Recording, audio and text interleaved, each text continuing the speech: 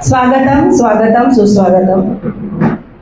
आज दिनांक 5 मे 2026 ISO मानांकित गटसाधन केंद्र आरमोरी येथे मावा नार मावा शाळा ही 2 दिवसीय कार्यशाळा आयोजित केलेली आहे।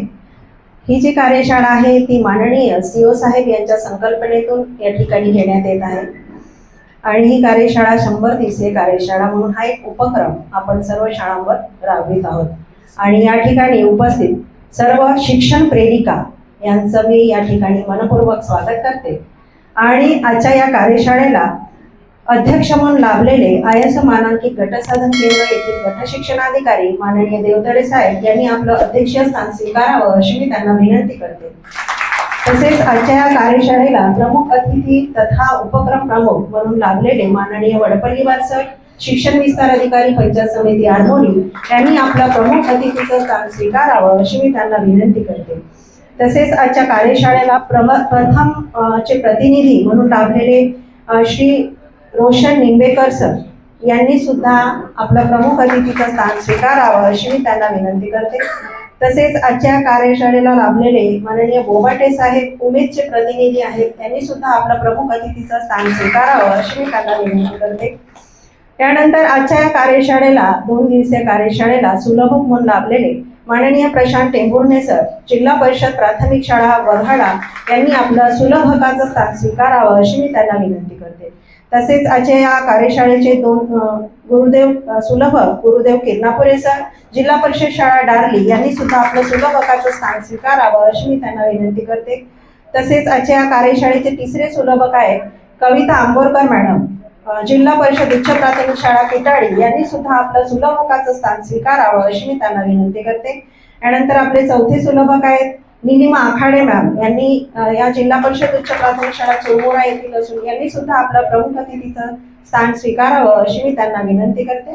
या ठिकाणी सर्वांचं परत एकदा मी शब्दसुमनाने स्वागत करते। आणि मित्रांनो, उन्हाळी सुट्ट्यांमध्येही विद्यार्थ्यांचा अभ्यास अखंड सुरू राहावा आणि प्रत्येक बालक शैक्षणिकदृष्ट्या सक्षम व्हावे या उदात्त उद्देशाने मावा नार मावा शाळा हा अभिनव उपक्रम आरमूर येथे नव्या उत्साहात सुरू झाला आहे।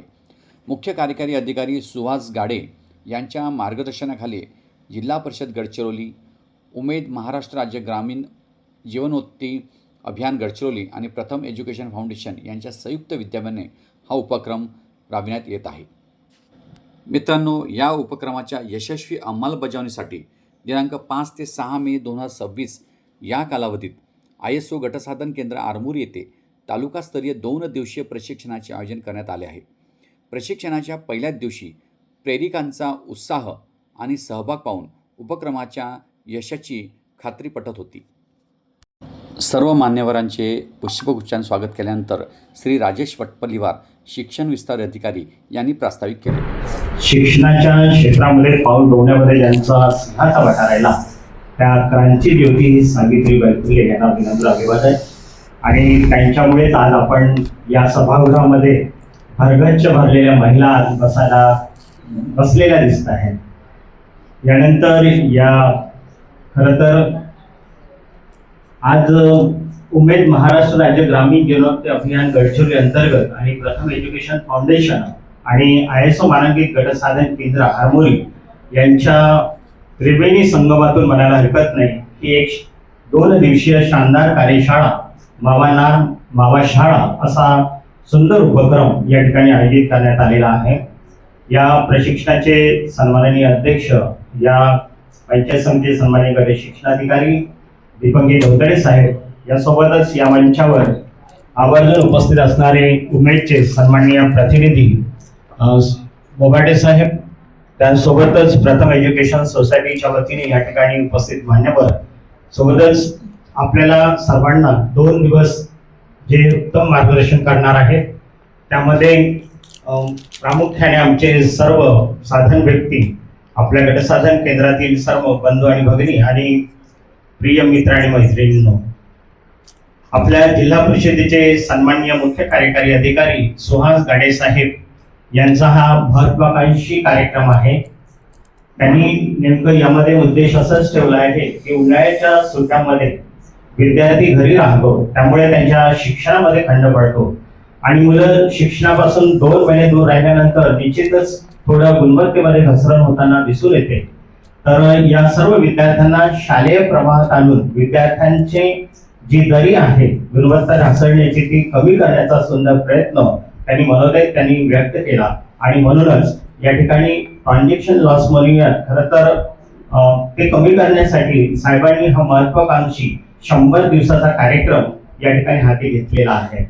मित्रांनो, आपण या तालुकास्तरीय 2 दिवसीचं प्रशिक्षण पूर्ण केल्यानंतर आपल्याला आपल्या गावातील किंवा जवळच्या नजीकच्या गावातील शाळेमध्ये जाऊन आपण अशा विद्यार्थ्यांसाठी गुणवत्ता वाढीसाठी प्रयत्न करणार आहात.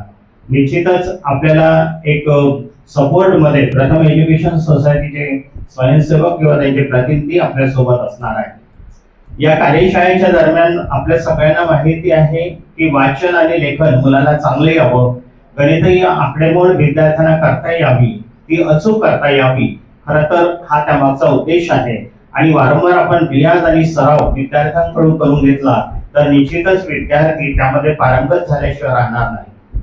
आता तुमच्या रूपाने छान म्हणजे खास ज्यांना तरुण मुलींना किंवा तरुणींना खरं तर शिक्षणाची आवड आहे आणि ज्या विशेषतः शिक्षित आहेत अशाच युवतींची निवड उमेदच्या मार्फत या ठिकाणी करण्यात आलेली आहे.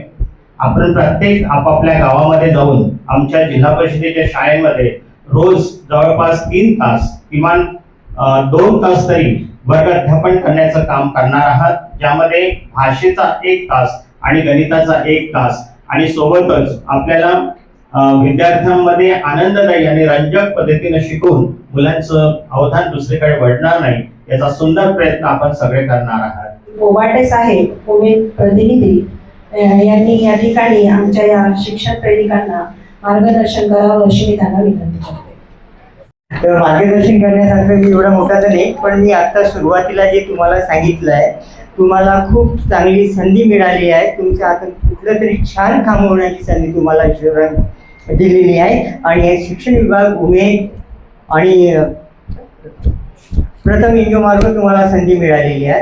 या संधीचं तुम्ही सोनं करा आणि इथे तुम्हाला जे काही ट्रेनिंग देणार आहेत आमचे मॅडम लोक, त्या चिडणटी ते पूर्ण ऐकून घ्या, काही ठिकाणी नोट्स करा आणि त्याचं ऐकून गेल्यानंतर वाचन करा आणि त्याचप्रमाणे तुम्ही आपल्या गावातील मुलांना पहिलं ट्रेनिंग द्यायचं आहे. सरांनी सांगितलं आहे 100 दिवसाचं द्यायचं आहे. त्यानंतर मात्र तुमचं काम थांबणार नाही.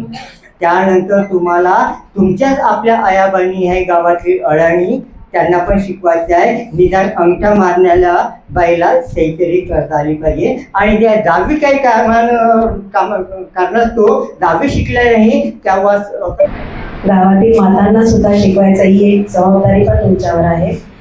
तर यानंतर आजच्या कार्यक्रमाचे अध्यक्ष माननीय दीपक देवतेडे साहेब, ISO मानांकित गटसाधन केंद्र येथील गट शिक्षणाधिकारी यांनी आपलं अध्यक्षीय पुष्प गुंफावं अशी मी त्यांना विनंती करते. ISO मानांकित गटसाधन केंद्र आरमोरी येथे मनापासून स्वागत. अतिशय चांगल्या प्रकल्पासाठी आपण एकत्रित आलेलो आहोत, त्यामुळे खरंच तुम्ही अभिनंदनास पात्र आहात, कारण स्वयंप्रेरणेने तुम्ही आलेले आहात. तर भाषणाला सुरुवात करण्यापूर्वी आपण ज्यांची आताच पूजा केली, ज्यांच्या कार्याचं या ठिकाणी आपण स्मरण केलं, अशा स्त्री शिक्षणाच्या आद्य प्रवर्तिका सावित्रीबाई फुले आणि तमाम महापुरुष ज्यांनी की आपल्या सर्वसामान्यांच्या शिक्षणासाठी आपलं संपूर्ण आयुष्य पणास लावलं, अशा संपूर्ण महापुरुषांच्या विचारांना आणि त्यांच्या कार्याला अभिवादन. प्रास्ताविकेमध्ये सरांनी अतिशय महत्त्वपूर्ण तुम्हाला माहिती सांगितलेली आहे की विद्यार्थी 2 महिने अगदी शिक्षणाच्या प्रवाहापासून बाहेर असतात आणि जेव्हा केव्हा ते 2 महिन्यानंतर शाळेमध्ये येत असतात तेव्हा अगदी ते शिकलेले विसरून जात असतात, म्हणजे पुन्हा नव्याने 2 महिने त्यांना तेच शिकवावं लागतं. तर हा जो लर्निंग गॅप आहे, हा गॅप पूर्णतः बंद करण्यासाठी आपल्याला अतिशय चांगला उपक्रम आपल्या हातामध्ये सन्माननीय मुख्य कार्यकारी अधिकारी यांनी दिलेला आहे आणि त्याचं नाव आहे की मावा नार मावा शाळा, माझा गाव माझी शाळा.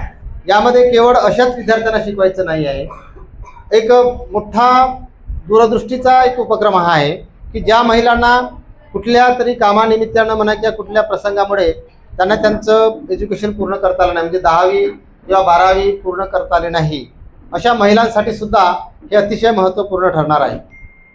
तुमची निवड या उपक्रमासाठी यासाठी करण्यात आलेली आहे की तुम्ही चांगले शिकलेले आहात, चांगलं भाषण करू शकता, चांगलं लोकांना पटवून देऊ शकता.